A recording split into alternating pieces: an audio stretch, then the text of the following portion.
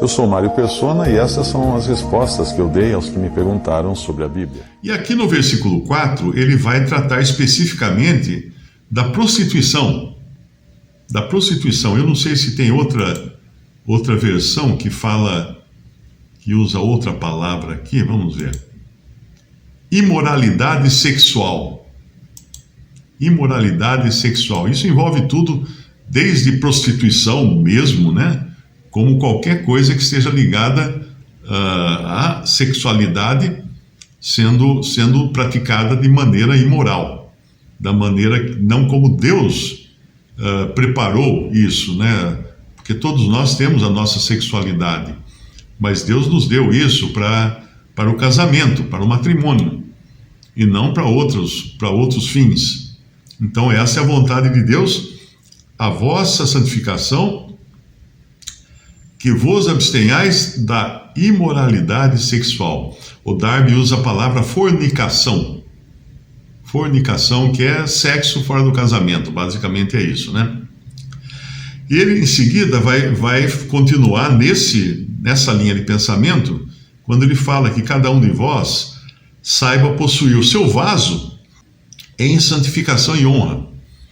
Alguns leem esse vaso aqui como sendo o próprio corpo do crente. Mas há também a possibilidade desse vaso ser a esposa do crente. Porque ele falou antes de prostituição, não é?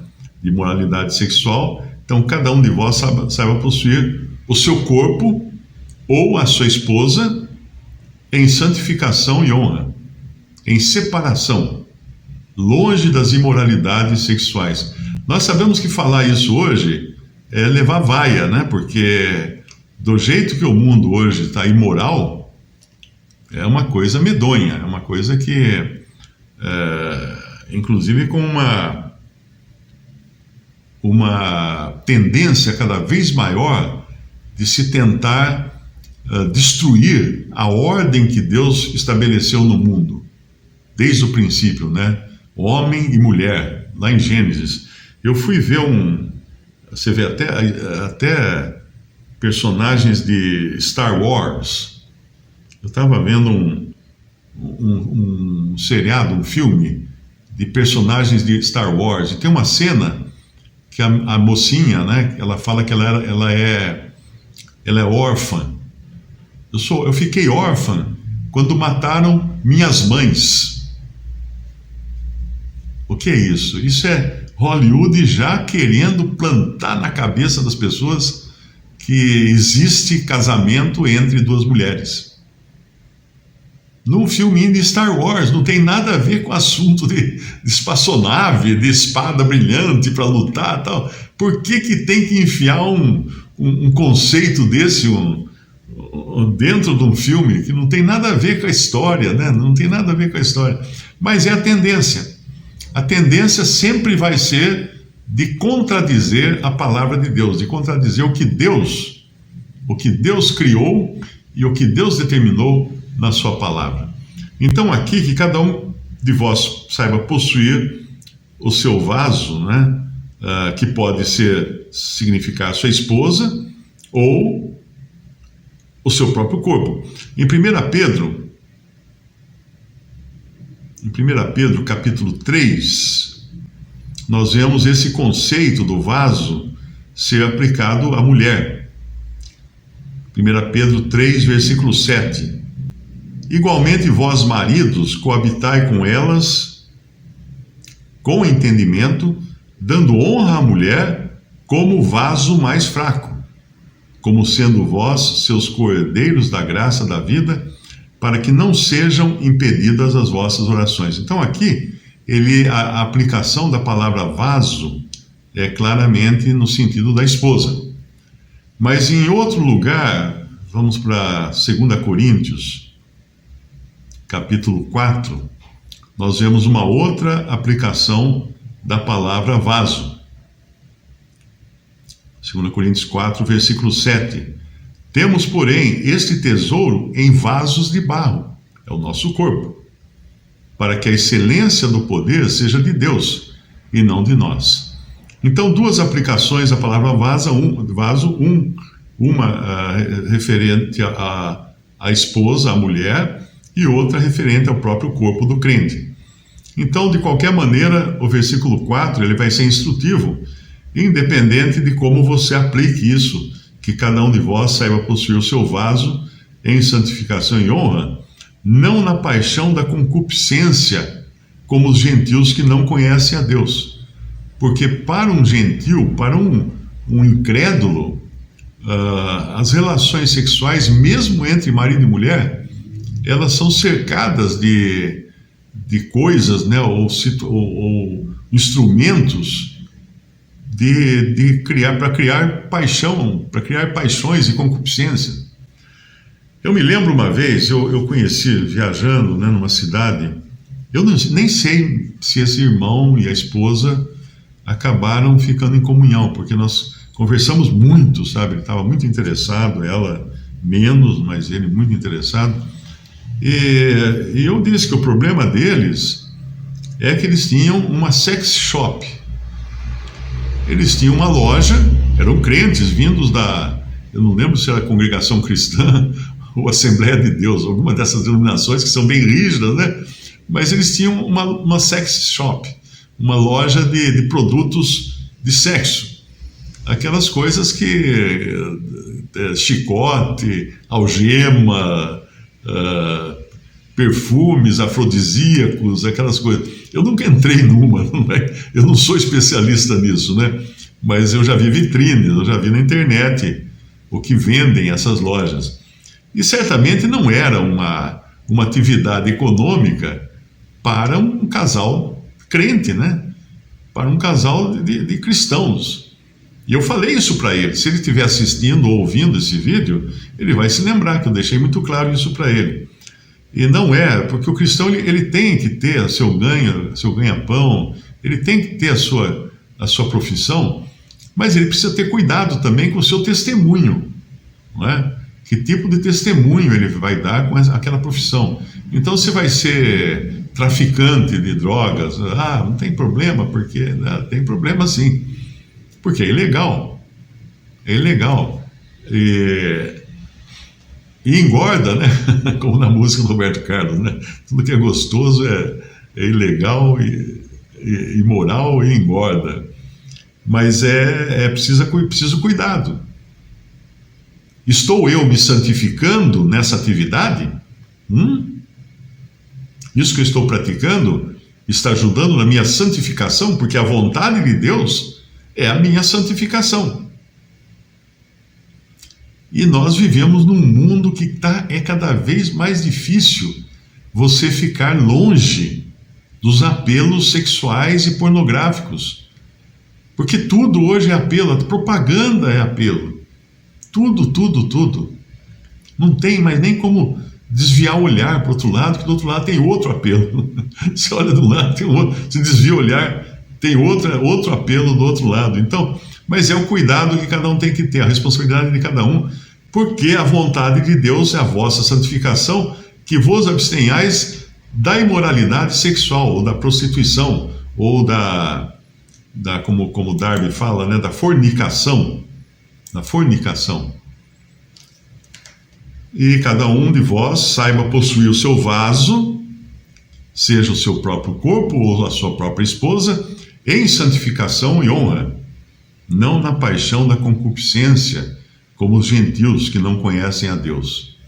Às vezes eu recebo perguntas, né, tipo de pessoas casadas, né, perguntando: posso assistir com a minha esposa pornografia para a gente ficar mais excitado e tal? Eu falo: olha, não é essa a vontade de Deus, certamente não é.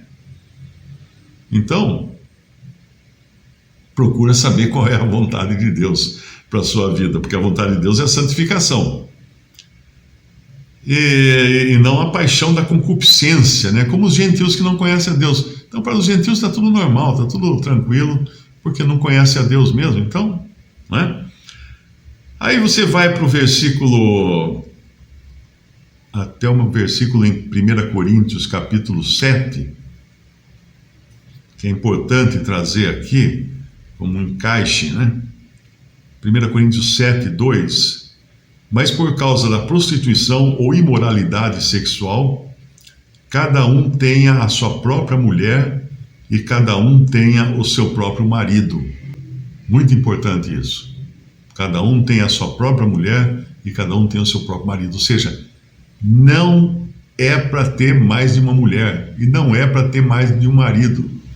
E se você está jogando confete em cima da vizinha, você está pecando, porque você está cobiçando a mulher do próximo.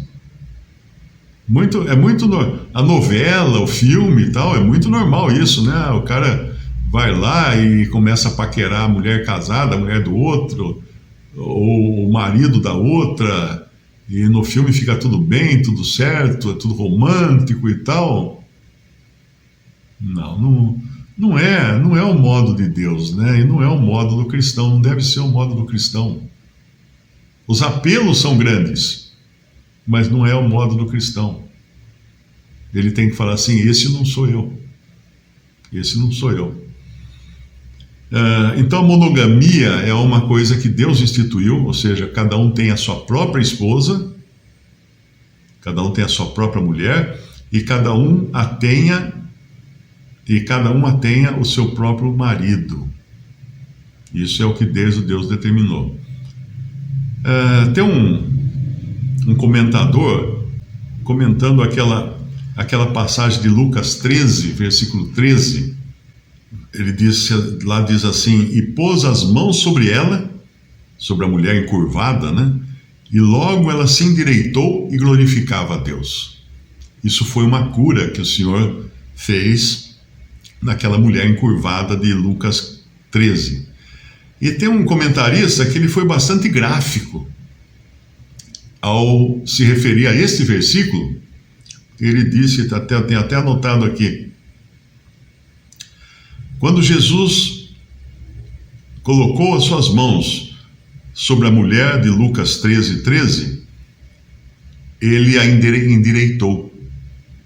E quando um homem pagão, põe as mãos numa mulher, ela fica encurvada. Para pensar. Então, os gentios, eles sempre vão pensar em sexo como uma forma de gratificação própria das suas paixões, dos seus desejos sexuais. Mas no casamento é uma coisa a dois, né? É preciso que haja os dois fiquem felizes com esse relacionamento. Quem quiser, tem mais assuntos sobre casamento e relacionamento na literatura ali do acervo digital cristão.com.br. Quem quiser mais sobre isso, tem lá, especificamente falando de casamento, né? Mas algumas outras passagens aqui para mostrar que a sexualidade, o pecado ou imoralidade sexual é um pecado contra o Espírito Santo de Deus. 1 Coríntios 6:19 diz assim: ou não sabeis que o vosso corpo é o templo do Espírito Santo que habita em vós, proveniente de Deus, e que não sois de vós mesmos? O meu corpo não é meu. Ele é para a santificação e a gratificação de Deus, não a minha.